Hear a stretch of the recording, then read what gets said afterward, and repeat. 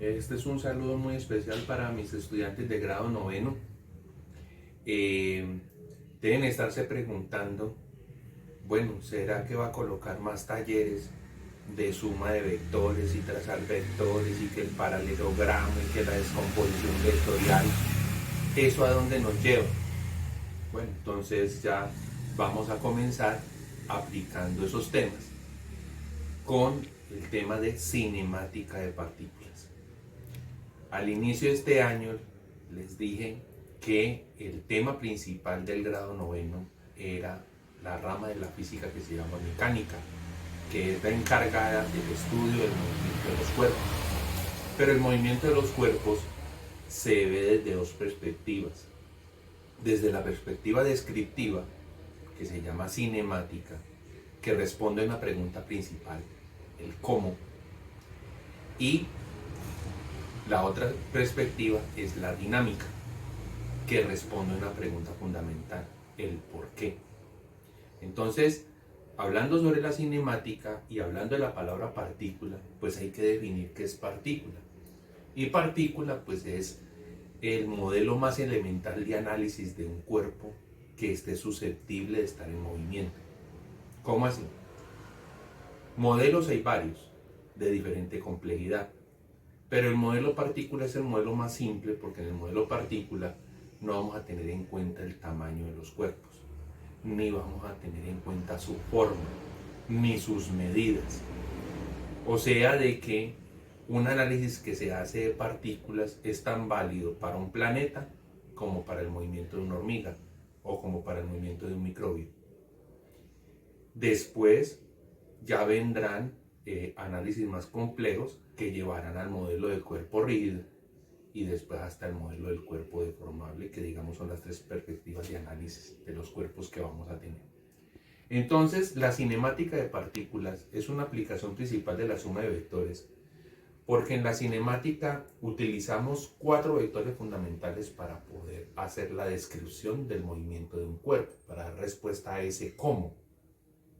¿Y cuáles son esas variables fundamentales? La posición, el desplazamiento, la velocidad y la aceleración. Entonces, para que veamos dónde es que se aplica la suma de vectores, les he diseñado un diagrama en donde los aprendido en la suma de vectores por el método del triángulo va a ser trascendental. Entonces, concentremos nuestra atención en el gráfico. Entonces, este gráfico está mostrando una trayectoria que tiene una forma cualquiera. Y esa forma cualquiera que tiene esa trayectoria se está refiriendo al movimiento de un cuerpo. Un cuerpo que puede tener cualquier tipo de trayectoria, una trayectoria recta, una trayectoria en forma de círculo, es una trayectoria aleatoria. Cualquiera podría decir, yo paré como una carretera.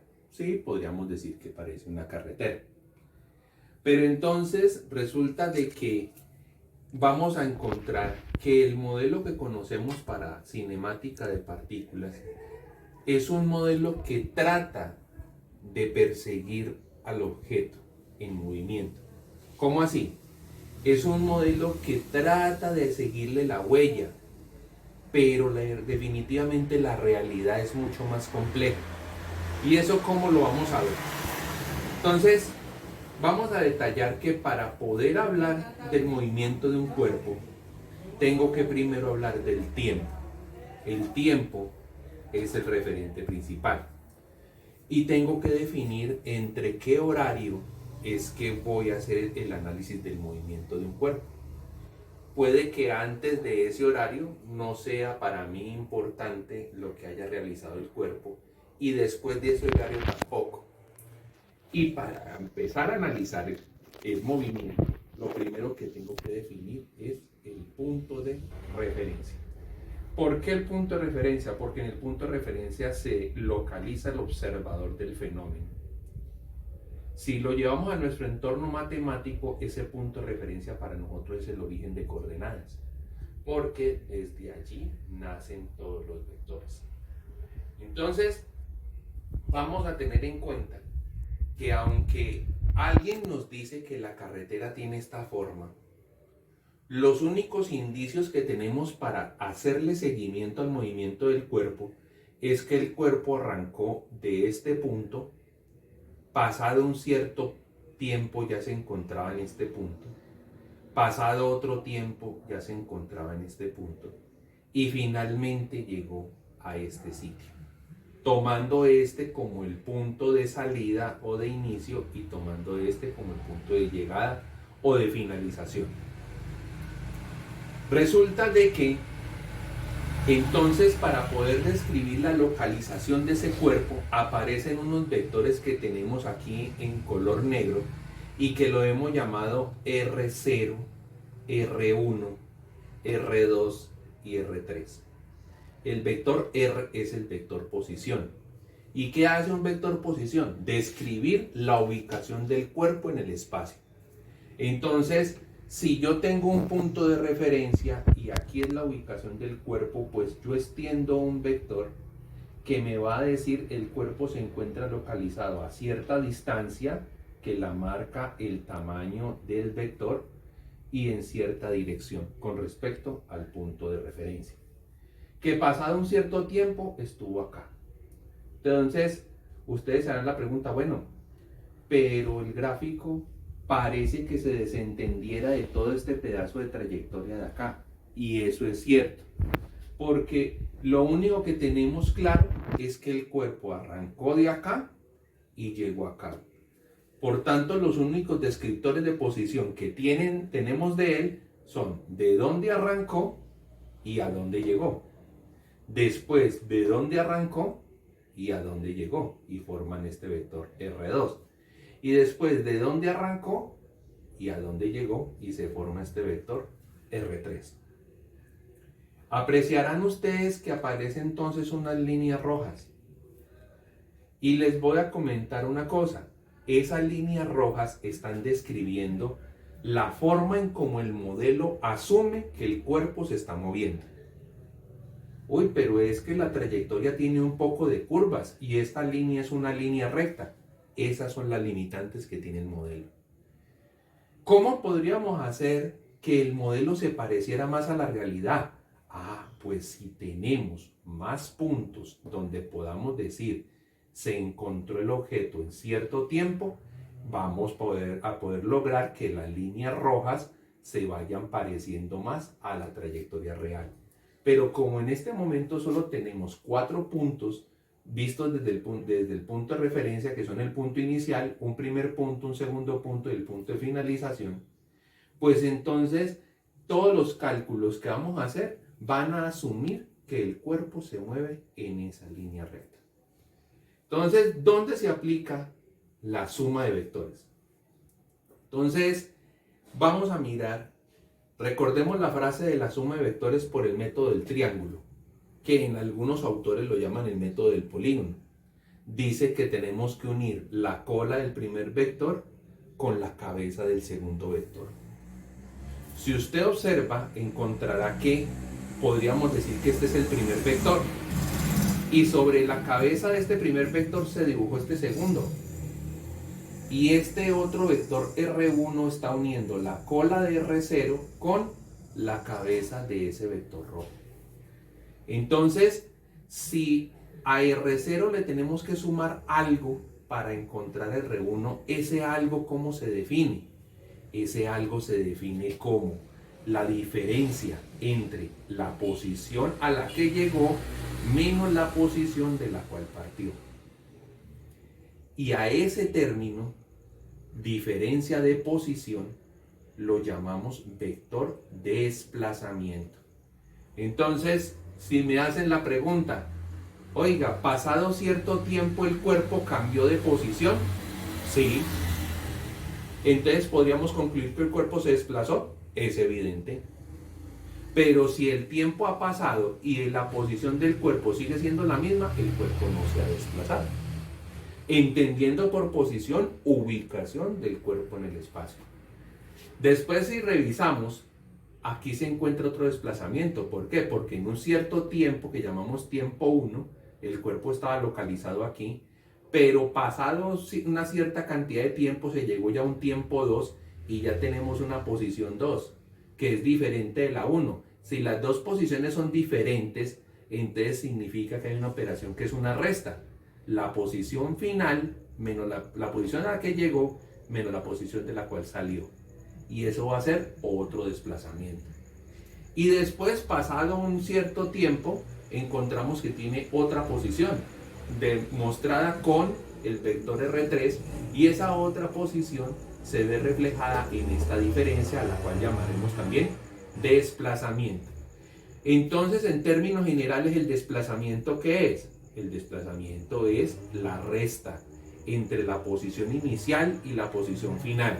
O sea, de que al modelo solo le interesa de dónde arrancó y cómo y a dónde llegó.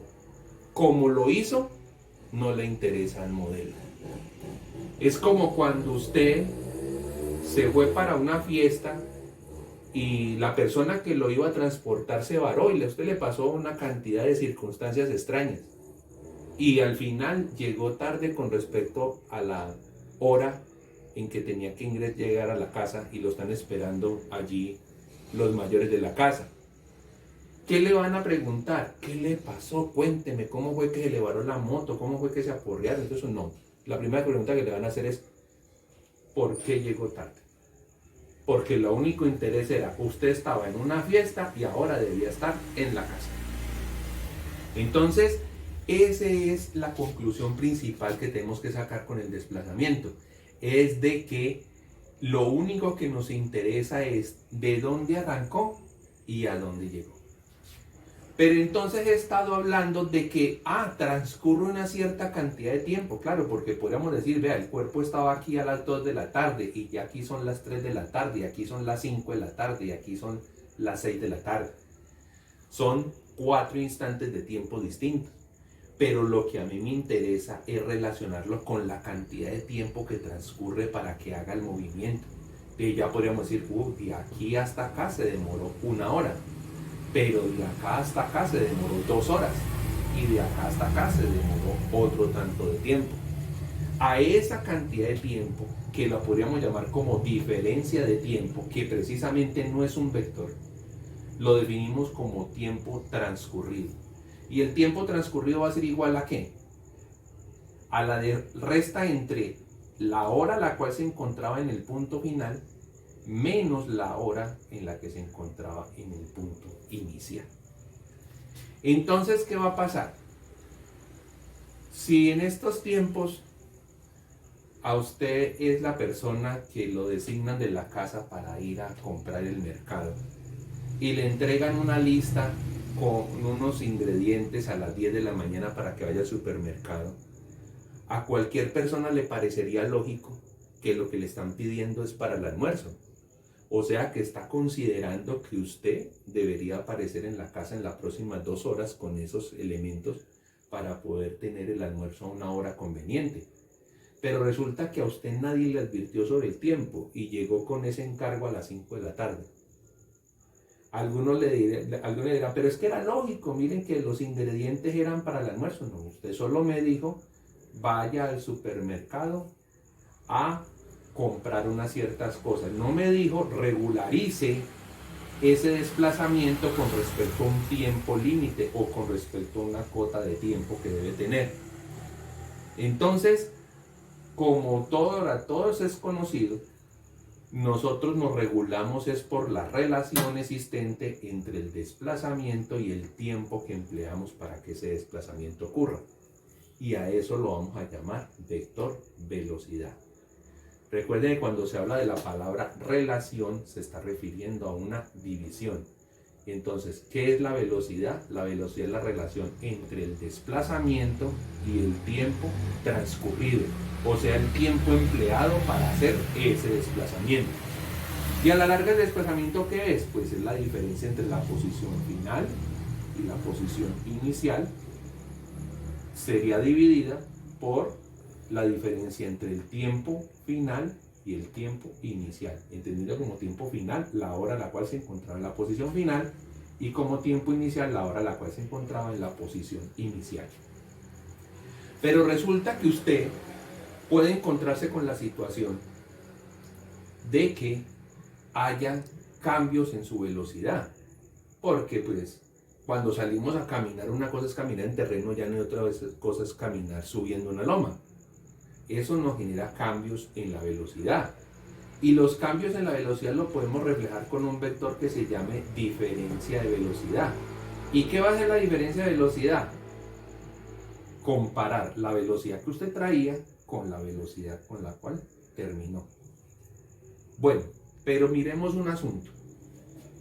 Entonces, queda claro que si miramos los triángulos, entonces nuestro proceso de suma de triángulos por el método de suma de vectores por el método del triángulo se configura aquí. Este será nuestro primer vector, el segundo vector y el resultado será este. Por tanto, ese vector rojo es la diferencia. Si lo vemos con respecto a entre R1 y R2, pues R1 será nuestro primer vector, este rojo nuestro segundo vector y el vector resultado será R2. Por tanto, ese vector rojo es la diferencia entre R2 y R1. Y si lo vemos con respecto a R3, pues nuestro vector inicial es R2, la suma se suma con este vector rojo y el resultado va a ser R3. Miremos que hay la presencia de tres vectores azules y esos tres vectores azules están nombrados como velocidad. ¿Qué características se le ven a los vectores azules similar a los vectores rojos? La característica es que el vector velocidad conserva la misma dirección y sentido del vector desplazamiento. Porque ¿hacia dónde se mueve el cuerpo? Pues hacia donde la velocidad lo lleva. Entonces, ¿pero por qué es más pequeño? Pues porque si miramos la operación, el vector desplazamiento es una cierta cantidad y me dicen que lo divida por un número. Entonces, si yo tengo un vector de un cierto tamaño y lo divido por un número, pues el vector resultante tiene que ser más pequeño. O sea que la única diferencia numérica que existe entre el vector desplazamiento y el vector velocidad es que el vector velocidad mostraría un tamaño menor. Miren que acá el vector desplazamiento 2 le hereda la dirección y el sentido al vector velocidad 2 y que aquí el vector desplazamiento 3 le hereda la dirección y el sentido al vector velocidad 3. Cuando revisamos, entonces nos damos cuenta que miren que este vector tiene un cierto tamaño y una cierta dirección, un cierto sentido, completamente distinto a este. Alguno me podría decir, venga, parece que los tamaños fuesen iguales, pero son solo los tamaños. La dirección y los sentidos son completamente distintos. Lo mismo acá. Entonces, si apreciamos estos gráficos que he hecho aparte aquí, podríamos decir, aquí se observa el vector B1 y aquí se observa el vector B2. Los uno por sus colas.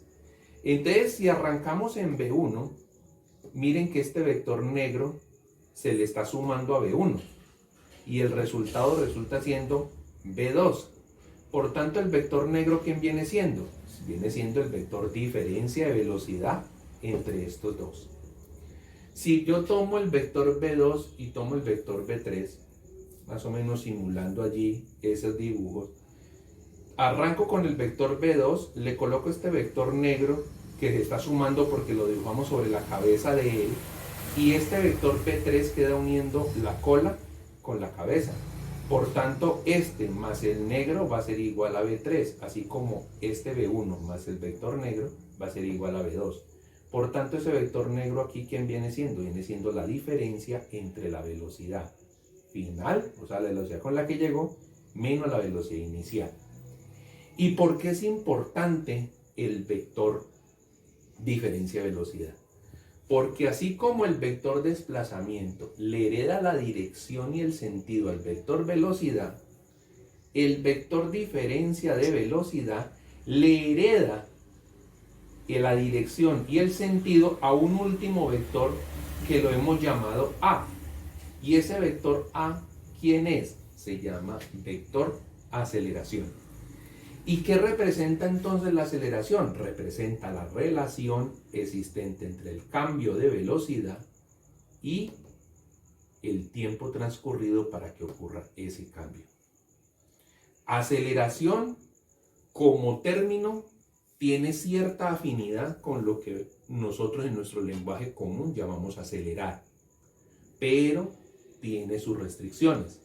Porque alguna persona me puede decir, salí al parque a andar en la moto y yo garanticé, veía el velocímetro y garanticé que el número siempre era 90 kilómetros por hora y yo dele y dele vueltas al parque. Entonces yo no he cambiado de velocidad, usted sí ha cambiado de velocidad.